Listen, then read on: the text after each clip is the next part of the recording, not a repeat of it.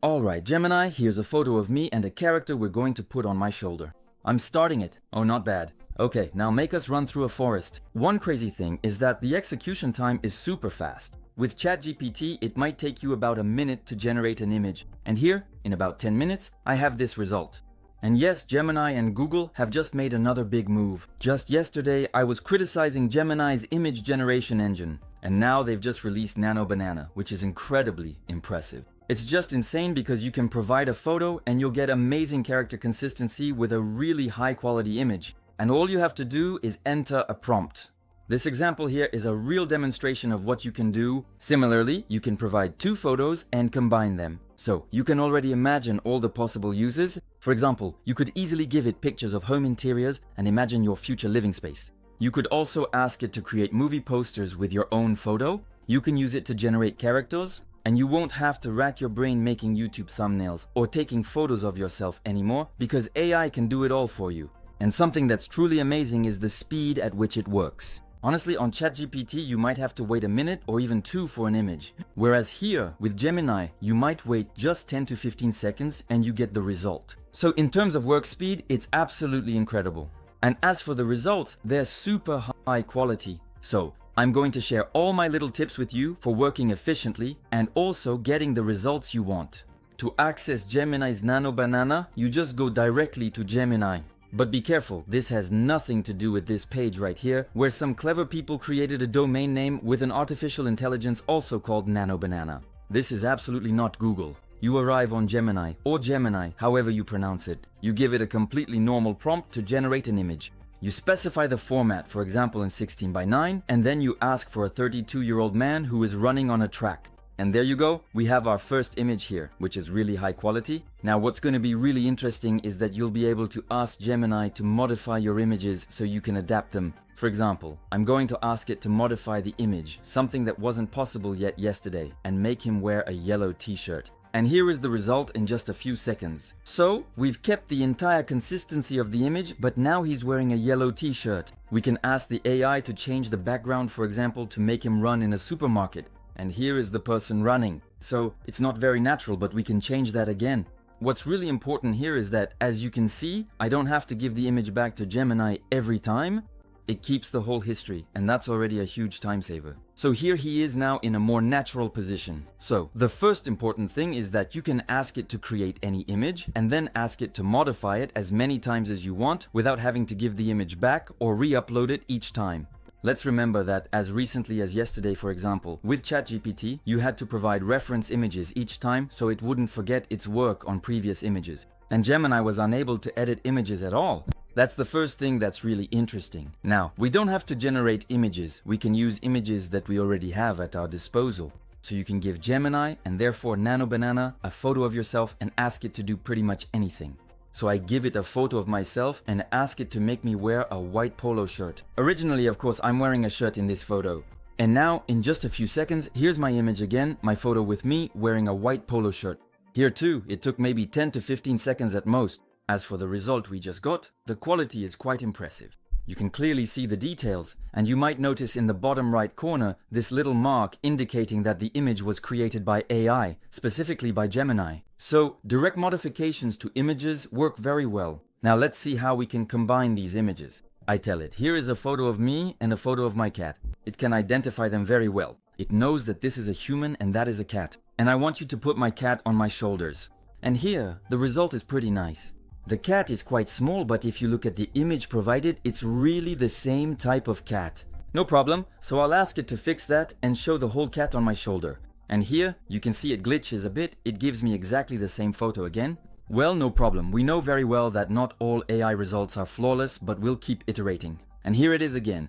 So as usual, don't expect to get it exactly right every single time. You can definitely work on your prompts to get high quality prompts and then ask Gemini to merge two images. By the way, we're going to do this test to see what kind of result I would get by working on a prompt instead of just asking it to simply merge two images. And basically, what you see is that Gemini gives me a prompt that is actually quite simple. What does that mean? It simply means that Gemini and Google have worked a lot on understanding user requests, because most users don't know how to create prompts in order to satisfy them in the simplest and most effective way possible, and that the AI itself is smart enough to accurately detect the final intention. Nevertheless, we're going to redo the test. I'm giving the 2 images again with the prompt that was directly recommended to me by Gemini. And here is the final photo that was generated. The result itself is pretty nice. It even went so far as to create a background for me, which is actually very consistent, with a background blur that fits perfectly. Alright? Okay, that's nice, but what exactly could this allow us to do in everyday life? Well, for example, if I want to create a mascot, we'll first have it generate our initial image. We could very well imagine then using this mascot in our various advertisements. Now Google, I think there are still a few little copyright issues here. So now let's ask it to generate 6 different poses of this character on a white background. Well, here it actually gave me 9. The character is super cool. And what's interesting to notice is that all the different details are still there. We have blue eyes everywhere. The dots are in the right places. That's really super important. So I'll tell it, great job, and now I want the mascot to be with me in a photo. I give it a photo of myself and ask it to make me walk with the mascot in the street. And here, the result is actually already pretty good. So, of course it would need a few corrections, like here the shading isn't quite right, and I should give it more images of my face because it doesn't really look like me. But in any case, the shirt is accurate, as well as the hairstyle and the beard. So I would just need to ask it to tweak the character a bit more by giving it more photos of myself. And so that's really impressive because, for example, if you sell products online, you can easily create amazing mock-ups with the product or with your mascot, with yourself in real life, or even in a 3D world. Here, for example, I give it a picture of a guitar and a photo of myself, and I ask it to generate a photo of me holding that guitar and playing in a recording studio. And here you can clearly see it's the same guitar model with just a few minor differences. I'm in a recording studio playing.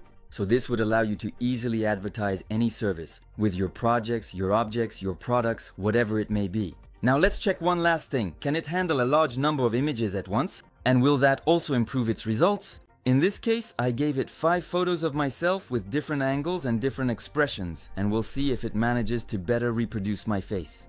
And here, as far as the face is concerned, it's definitely better. We actually have the kind of haircut I had at that time, the same beard, and I already look much more like the character. So you should know that you won't be able to do a perfect face swap, meaning you can't exchange faces perfectly, because that's a limitation set by Google. This is to prevent generating images of real existing people in order to avoid identity theft, fake images, or the creation of false evidence, which is absolutely understandable.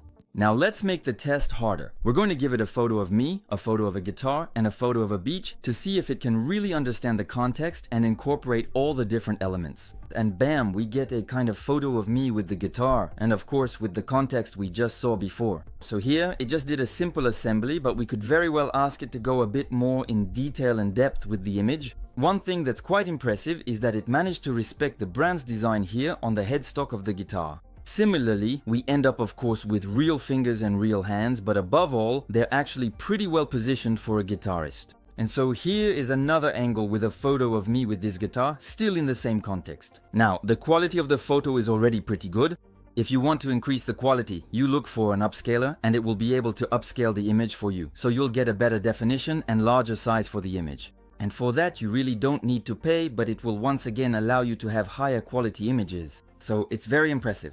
Now one last critique and a small point to keep in mind, there are always mistakes and that's absolutely normal. For example here, if you're a guitarist and you zoom in, you'll see that there are 5 tuning pegs, whereas a guitar has 6 strings. So there should have been 6 strings right here. Similarly, it's not necessarily very logical, but we can ask it to improve that. It should have automatically generated a strap. As for the shading we saw earlier, it's not exactly perfect. And similarly, this image still looks a little bit like a patchwork of cut and paste. But it's still incredibly impressive because in 10 to 15 seconds you get your result, and by iterating a bit you'll get high quality results where you can really modify very specific elements in an image, something AI used to struggle with a lot before. Gemini has made so much progress with Google lately that I just about cancelled my ChatGPT subscription to switch directly to Gemini and handle all my images. I'm going to experiment with this, and maybe for my animated project it's really going to help me out. I hope this video inspired you, showed you the potential, and also the mistakes that AI can make.